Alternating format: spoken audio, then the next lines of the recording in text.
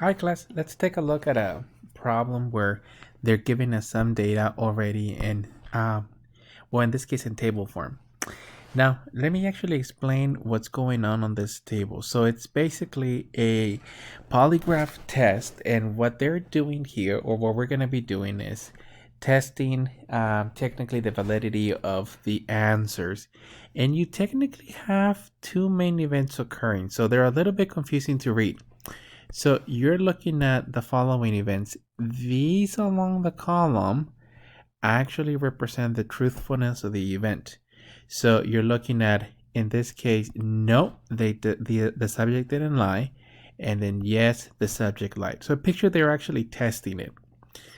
Now, that is for the actual subject, but this is what the results are actually coming up as, well, in this case, as this subject is being tested. So the subject's going to be saying yes or no, depending on the answer, but then you're going to have the result of the machine.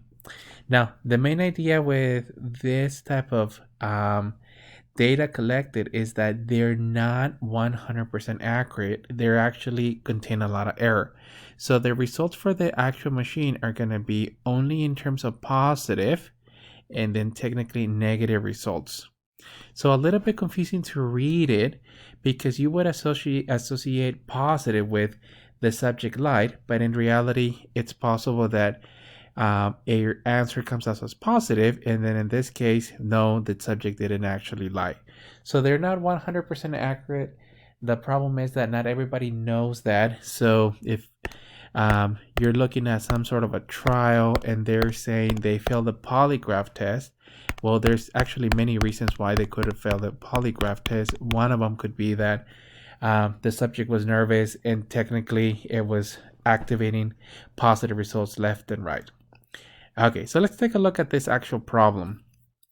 And for this particular one, they want us to find the sample space. So in this case, the sample space is going to represent the total number of, in this case, responses or subjects. Since we really don't know if it's like one individual being asked for 98 questions or 98 different subjects asked a single question, you can just rewrite it as 98, and then the unit, I'll just write it as subjects. That would be the proper unit because we really don't know what exactly they're referring to. Now, if your event's already declared, then you don't have to write it, but for all of these, we're going to have to declare them. So let me start with the first one, and in this case, let A, and we're talking about, well, the probability that it's a lie or selecting a lie. So in this case, the probability of A is equal to, and you're going to be looking at the event in this form. These individuals are actually the liars, and what they want is the probability that it's a lie. So you're just looking at 51 divided by the values of 98.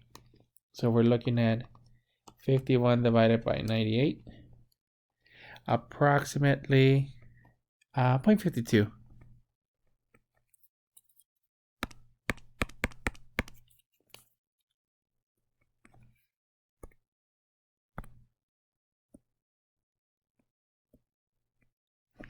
So that would be 51 divided by 98. You're looking at the actual lies of the event. On Parsi, they want the complement. Now, the complement represents the event is not occurring. So for this one, you could just rewrite it as the probability of A not occurring, which is really going to be, well, and in this case, you're looking at the lies or the event not occurring. We're looking at these ones. So you're just going to have a total of 47 out of 98. So I'm looking at this is approximately rounding to 2 decimal places, 0.48. The most that they'll ask you to do is 4 decimal places. I'm just taking it to 2. If they did want 4, then I'm just going to rewrite it as 0.47, 96. That would be to 4 decimal places. Same as before, if it's not stated, you can pick technically anywhere between 1 to 4. Most of the problems are going to be technically 2 to 4, depending on what they're asking. Let's take a look at a specific type of event. So they're referring on this one as a false positive. So we already use A. Let me just say let B equal to selecting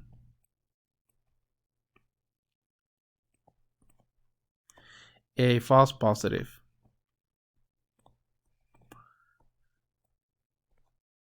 False positive result.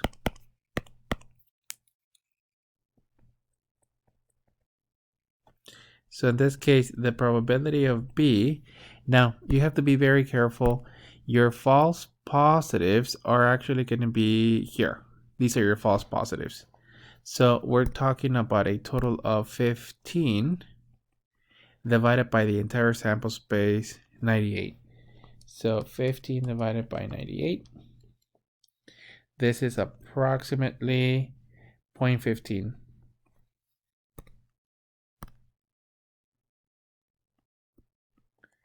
15 divided by 98, it's about 0.15. Let's take a look at the next one. In this case, negative test result. So I'll just say C. So let C equal to negative test result.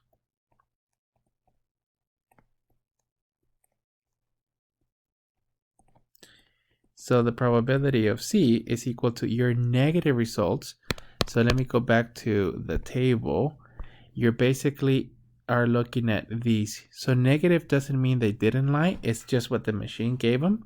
And in this case, the total is going to be 41 out of 98. So 41 out of 98.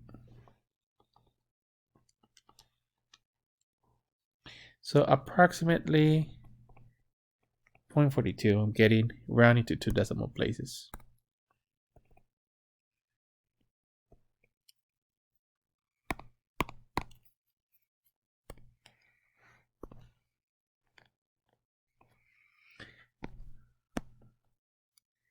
The last one, they're talking about null result. So I'll just say let D equal to a null result. So the probability of D is equal to the following. Now, your actual machine here, it's only giving you the following. So it's only going to give you positive and negative. That's what's actually stating. If it's a null result, that could mean the following: that the machine didn't read it, or the subject moved or removed the connection or something like that, and their table doesn't actually provide us that information. So the only thing we can say is technically 0 out of 98 there were 0, or the probability that it gave them a null result, meaning that it didn't work, it's actually just 0. So if they mention anything that's outside of the sample space or not stated on the problem, you would assume that it's 0. If they had a null result, we would have had another technically column or row on the side next to the events of the actual machine.